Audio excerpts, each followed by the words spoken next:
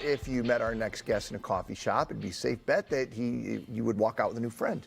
That's because professional speaker James Robillata takes his time to sit down and ask questions to get to know you. And James is joining us now to explain why it's really important to choose curiosity and how that in turn creates community. Hi, James, and welcome back to the show. What's up, friends? Excited to be back here. Yeah, excited to see you. It's been a long time, actually. It's been a minute, before, definitely. It's the early days of the show, so. Yeah, you put me in a containment center earlier because it was COVID time. We welcomed you to the set this time. I know, right? We shook hands.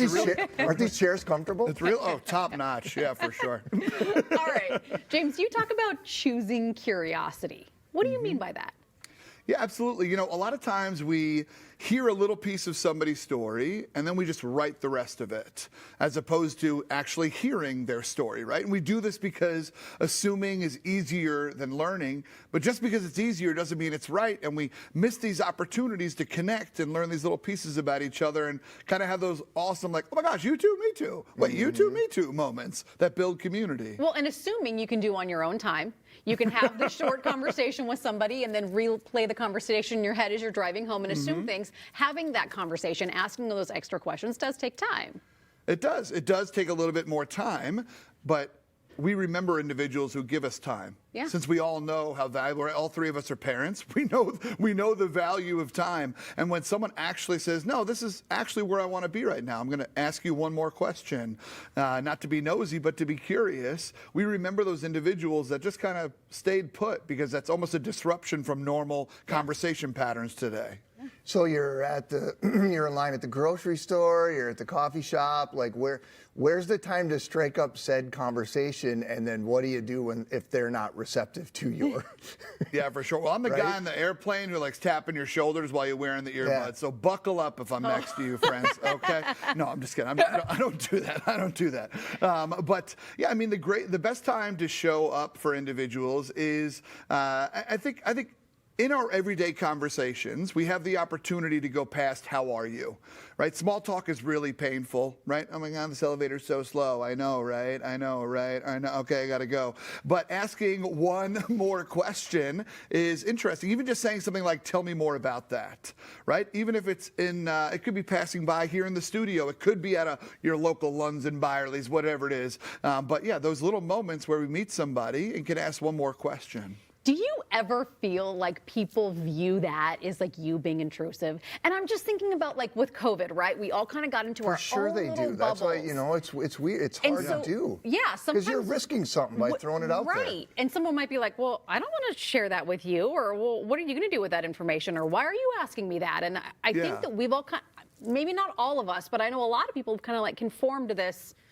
Don't ask, don't tell. You do your life, I'll do my life, especially during COVID when we were all so separate. I completely agree. And I'm not advocating us going and tapping people's shoulder at the gas station, be like, let me get to know you, right? Like, let's not be weird. But there are folks that we interact with routinely at work, even our friends and the friends that we're trying to form. Those are the kind of individuals where we can give just a little bit more time. And with our coworkers, what if we asked one more question? Will we start to give them the benefit of the doubt so they're not just annoying Frank, but instead we have endearing qualities. We're like, oh, you're not so bad, right? We can disrupt those patterns with some of those folks. That's true. Why do you think people aren't more curious with each other? They just don't want to invest the time in it, or? Do you think they're afraid of getting shot down?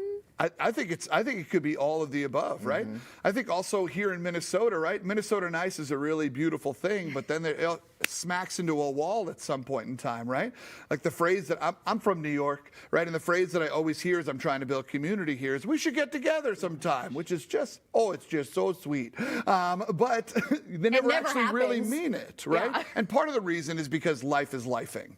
And so let's give ourselves a little bit of grace. But also, we have our people and we just kind of have our things and we have our routines, and it's tough to recognize, wait a minute, I'm in patterns with folks. What if I disrupted it? Could I have a deeper relationship with someone new?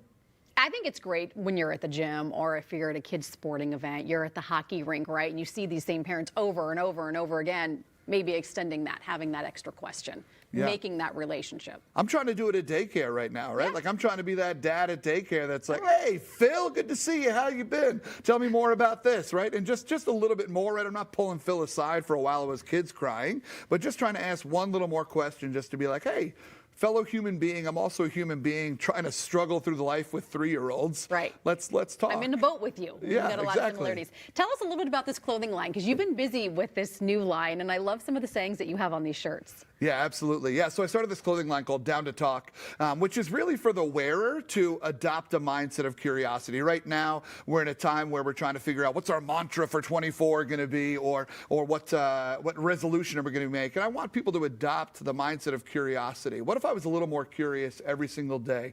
Could I get a little closer to my employees, to those on my team? Could I get a little closer with my family? We all have close family members that we're about to see over the holidays, and we're going to have the same dang conversations we have every year. What if we ask a different question or one more question? And so in putting on some of these cozy vibes, we settle in. And let's settle into a conversation. Let's settle into getting to know somebody just a little bit more and asking one more question. Tell me your story. What if you're enough? Those kinds of things. And so it's just to remind the wearer and ideally spark conversation. Good I love stuff, it. James. Thank you. I like yours, Down to Talk. Nice to see you. James Down to is Talk. Down to Talk. Always special hanging out with you With all. that Thank you. shirt on, people can say whatever they want to you whenever they want. That's it. Buckle up. It's coming here at the Quick Trip. No, I'm kidding. If you're interested, folks, in purchasing one of James's shirts, we'll put a link on MinnesotaLive.com. You can also follow him on Instagram at James T. Robo.